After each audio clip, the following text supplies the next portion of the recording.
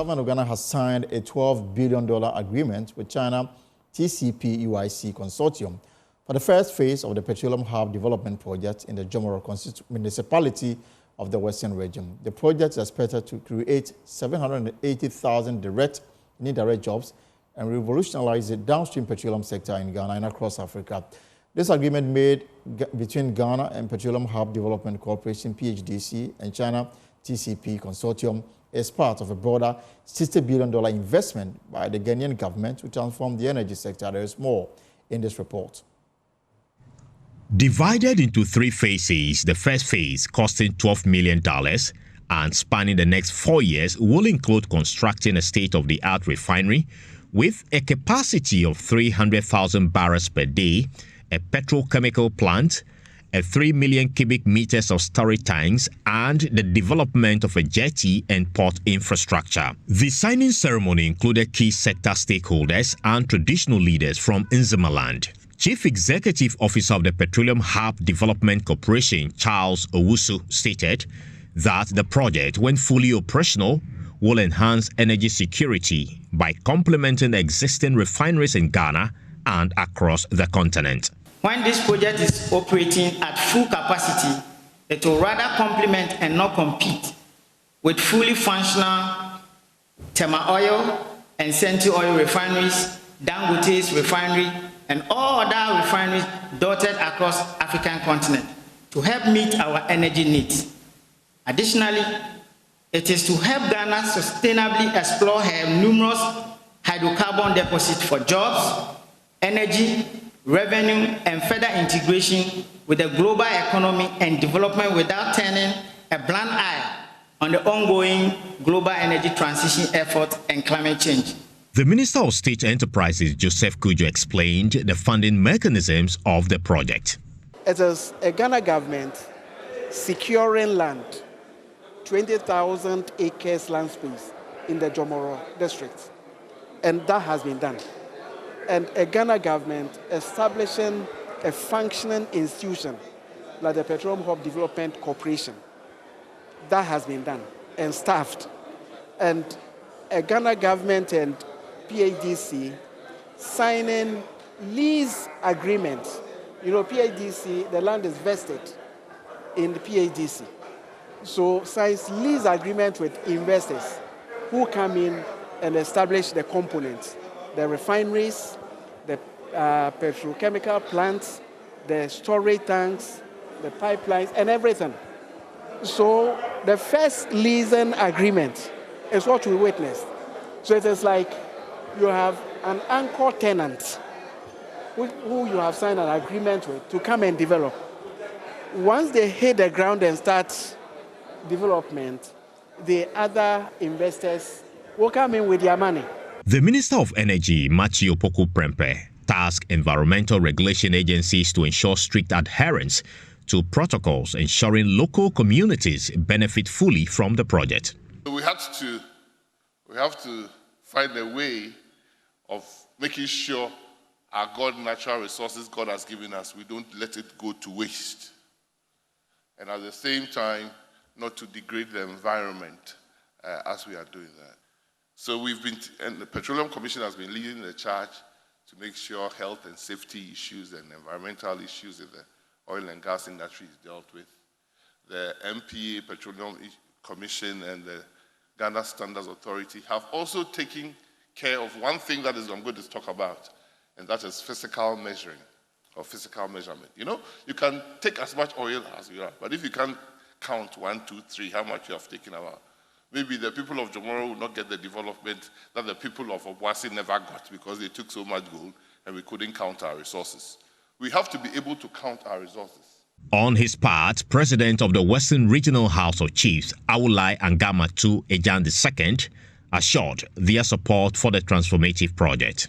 And I want to assure you that as the paramount chief of Jomoro district, anything that I and my chiefs and people, you see a lot of them who accompanied me, we give you our assurance that we will help you to let the project take off. Covering over 20,000 acres in the Jomoro municipal area of the Western region, the privately led Petroleum Hub will secure investment and develop key auxiliary infrastructure. This project is expected to create numerous jobs and aims to increase Ghana's GDP by 70% by 2036. For Joy News, Carlos Caloni, Accra. Right, so the question, what impact will this project have on Ghana's downstream petroleum sector? How would it be funded? And what are the timelines? And who are the key players? Joining us live in the studio to provide answers is the Chief Executive Officer of the Petroleum Hub Development Corporation, Mr. Charles. So, Charles, you're welcome. Good to see you here. And if I'm not mistaken, this obviously one of the biggest investments in the petroleum sector. Yes, very, very. So tell us about this project. So this project, Petroleum Hub, is one of the vision of the president when he assumed office in 2017. There are numerous of policies that are undertaken by this government. I think one of the policies given to the Ministry of Energy was that to make Ghana the petroleum hub, the Rotterdam of Africa. Right. Yes. So since 2017, the then Minister, Honorable Boache Jako, put up a task force to be able to research into this whole making Ghana the Rotterdam of Africa, whether it is possible or it's just a mere statement. So upon their study, and the final conclusion was that there should be a body or agency that will spearhead this whole Petroleum Hub agenda. Okay. And that's what the Petroleum Hub Development Corporation was set up to drive this whole infrastructure. So if you look at the master plan, it's called Petroleum Infrastructure Master Plan. So to be able to establish the downstream industry, as you rightly put it. So if you look at the structure in the petroleum industry, we have the upstream, we have the midstream, and we have the downstream. Right. But for regulatory purposes in Ghana, we have the up and the downstream. So the up is regulated by Petroleum Commission, and the down is regulated by National Petroleum Authority.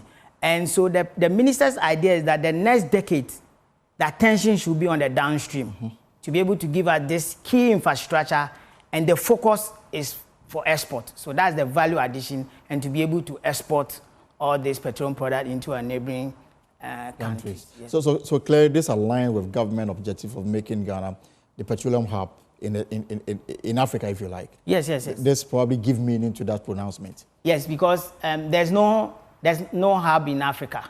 This is going to be the first of its kind. That's why on the 18th of June, last Tuesday, we made mention that, and it coincides with the first discovery in commercial quantity and in 2007. So it's the first of its kind. So it's a major investment going to be in Africa. And you chose Jomoro, why? Okay, so there were three places, according to the master plan that we came to witness or read. So there was first the South Pond area, Atuabu area, and the Jomoro. Why Jomoro was selected was, one, the depth of their sea, because that's very critical. If you want to do this massive infrastructure or major trading in Africa, then the first critical point is the depth of your sea, because we are going to receive large vessels, or what we call the VLCCs and the ULCCs, the ultra-large crude carriers and all of that. So that was one. And the two was the flatness of the area and the less populated in terms of resettlement. So in terms of cost and in terms of the trading, in terms of the depth of the sea, then that gave the choice of Jomoro municipal area. And that study was done by Ghana Maritime Authority. So it was not just by accident, but no. Some studies went into all these three areas, and you came to a conclusion that Jomoro fits what you needed to do. Exactly, yes. So, and yet you are taking 20,000 acres of their land. I don't know much about Jomoro, but from a layman point of view, then you've virtually taken the whole of Jomoro. Yes, so you know, the language of the game is evidence. So we had a discussion with the Spatial Planning Authority at the municipal. The entire Jomoro enclave covers around 543,000 acres. Oh, that's then 20,000. So it's about 6%. 6% of the entire land. And as you rightly said, everything about this project is carefully done. Okay. Because it's interrelated interdependencies, and I will explain. The 20,000-acre land was well thought through, because if you look currently in Malaysia, Malaysia is doing about 22,000 acres of the same project. The same project, close to Singapore. Singapore is on 8,000 acres, and you all know it's an island. Meaning you are building something closer to Malaysia? Yes, yes. Or the same? Yes, of the same. And you see, we are looking at 3 refineries with a capacity of 300,000 barrels per stream. That's 900,000. We are looking at 5 petrochemical plants. We are looking at 10 million cubic meters in terms of storage tanks. Then we are looking at jetties. That is the key infrastructure. Then we have ancillary in terms of transportation, in terms of utilities. So we're looking at power plants to feed this entire enclave. We are looking at waste treatment, water treatment, state-of-the-art laboratory. We are looking at residential area. We are looking at commercial area. So adding all of that gives you the hub. Most of the time, people construe a refinery and a hub. And I always say that difference. There are differences. It's like the mall and the grocery shop. Those in the city will attest to that. And with those coming from the village, we call a Petroleum and a Petroleum. Yeah. So that is the aspect. So this whole 20,000 were carefully measured in terms of land usage. So LUSPA, that's Land Use and Spatial Planning Authority, actually did the study. So I think I came with most of the reports here. Okay. That has been done. So it's not even PhD. That's I say most of these projects are interrelated, are interdependent. So if you go to this page 21, you can have a look at it. Right. 21 gives you, no, I've no page. 21. Yes, I'll go there. Yeah, so 21 is the settlement distribution in the SPA. No, so 21. Okay. Yeah. Okay. So you see that everything has been allocated. I don't know if you can see. Yeah, so it's 21 20,800 and something. the industrial. So the industrial is looking reserve, at open space, 11,000. future development, residential, mixed use, commercial, civic and culture, transportation. Total is 20.86 exactly acres. Yes. So you see that there's nature reserve. It's taking about 3,000. True. Open space about 1,009. So about 5,500 alone from this 20,000 is not going to be used, because you know the open space cannot be used for the. So the core acre of land that is going to be used about 11,000 according to the data. And this is done by LUSPA. And you know LUSPA is a statutory body mandated for in terms of our spatial plan. So most of the things that we are doing is not coming from, let's say, Ministry of Energy or the PAGC or Petroleum Hub. It's been well thought through in terms of the size that will be needed for this key infrastructure. And then the next question will be about compensation. I mean, you are taking 20,000 acres of land from the Jomoro community. How much have you budgeted to pay for this land? Thank you. As I said, that one too is the job of Lands Commission.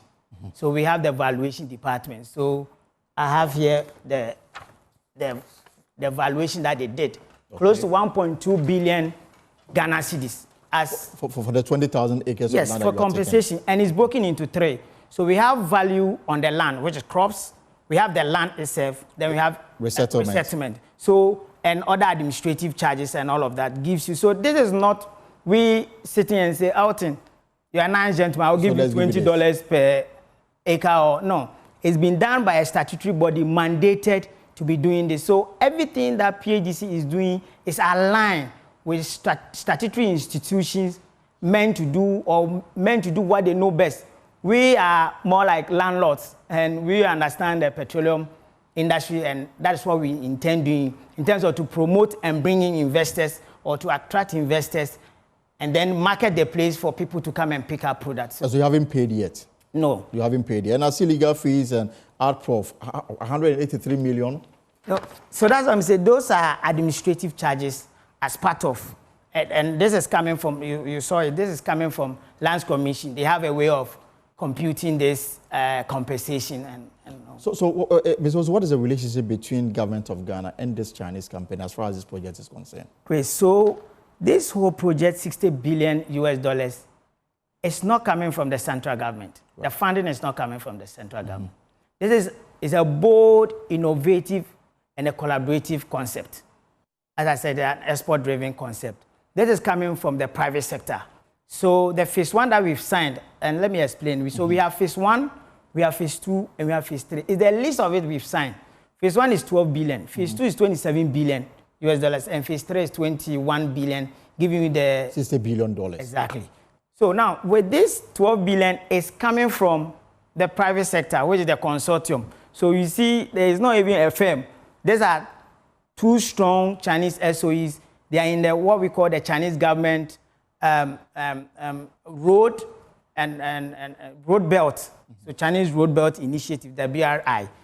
And it's not easy. It's not every company in China that will be selected into this. We have two of them. Even the EPC, the lead EPC, which is HQC, a subsidiary of CNPC, that's China National Petroleum Corporation, is also part of this whole BRI. All right. And they are going to fund this project. This project. That is the concept of this 12 billion. So therefore, there's obviously a share arrangement between government of Ghana and this consortium. What is the share arrangement? No. So as I said, the government of Ghana is... It's not paying any money into it. No. True. You see, this... But government is providing some equity. No. So that's say this project is unique. It's self-financing, and I'm going to explain why. So the government of Ghana through PADC is a landlord, or what we call the park manager. Our duty is to attract these investors, and that's what government has gone in to secure this land. You heard the Chief Awulai Anoeje talking about it. To make life easy, because without the land, you can't do it. So this government of Ghana contribution? Contribution, you've seen the cost for the compensation. Okay, so there's no equity here. Even the service that we are going to provide to these investors, we are going to charge them more like a part of our IGF and all of that. So the only cost government has incurred now is setting up the corporation. Okay. And very soon, because we are going to have IGF, government will leave us to be on our own and all of that. So the whole focus of this project in terms of government is, one, to put Ghana on the global map, create jobs, and then government get taxes. And almost 1 million jobs will be created. 780,000 jobs. I mean, closer to 1 million. Yes. To 1 million. And that one was done by LUSPA. And this will be mostly Ghanaians. Yes. So the beauty of this whole job creation is that we are developing what we call the data repository. It's going to be a system very transparent. We have the USSD, we have the app, and we have the web. So whether you are skilled, semi-skilled, or unskilled, you'll be able to come into it. And then from the request of the investor the request from us to the investor is where we look at training and certification. Right. Training and certification. So now we are looking at TTU, KCAM, that we took TTU to Singapore to look at how this train, because they've been doing for upstream. They are now coming to the downstream in terms of training. So that is what we are going to do. So let me put two questions together so that as we begin to wrap up. So when will this start? When is it expected to end? And what benefit will this hold for Ghana, and especially small and medium enterprises? Okay, so each of these phases is looking at 5-year span. But with this phase 1 investor, they've given us 48 months. So they are using 4 years. So the next steps, if I have to say it, is in August, we are doing the ground break. In September, they will start the land clearing. They will come in. They've already done their feasibility, pre-feasibility, so they are going to firm up to make it feasibility complete. And then the feed will continue. So the front-end engineering design, and end of first quarter 2025, construction will begin. So that is the next steps of this phase 1. And then for anybody watching, what the person is interested in, so what benefit does it hold for Ghana and for me as an individual? The enormous of the benefits. So as I said, the ancillary side. There are small businesses that are looking to benefit from this project taking off in Jomoro. Yes. So if you're in Jomoro, so we have what we call the SME incubator. So where people are already doing their small trading, we are helping them to enhance. We are leading them to Maslock and GA to be able to get additional capital to expand, because phase 1 is looking at about 50,000 jobs. Right. And if you are cooking, you need to expand. And sometimes they might not have the initial capital, and this is where we come in to assist them. And also, like yourself, we did a trip, we call it Let's Go to Asia, where we took some of Ghanaians to Malaysia and Singapore to witness what has actually happened, so that when they come home, they'll be able to partake in this whole hub agenda. Before we go to Ghana, some of them has already gotten business with these Malaysians and Singapore, representing them as their Africa agents. So that is how the whole thing is going to work. It is big, and I'm sure that in the days to follow, we'll have more discussion on this matter. Chief Executive Officer of the Petroleum Hub Development Corporation, Charles, thank you so much for coming. And I'm guessing that days to come, we'll dwell more on this particular matter, especially as it's so much potential for the Republic. This is the Pulse. We'll take a short break. When we'll come back, the Attorney General and Minister for Justice, Godfrey Dame, says the cross-examination of third accused in ambulance trial, Richard Japa, has exposed the lies and deception of the NDC. Stay for that.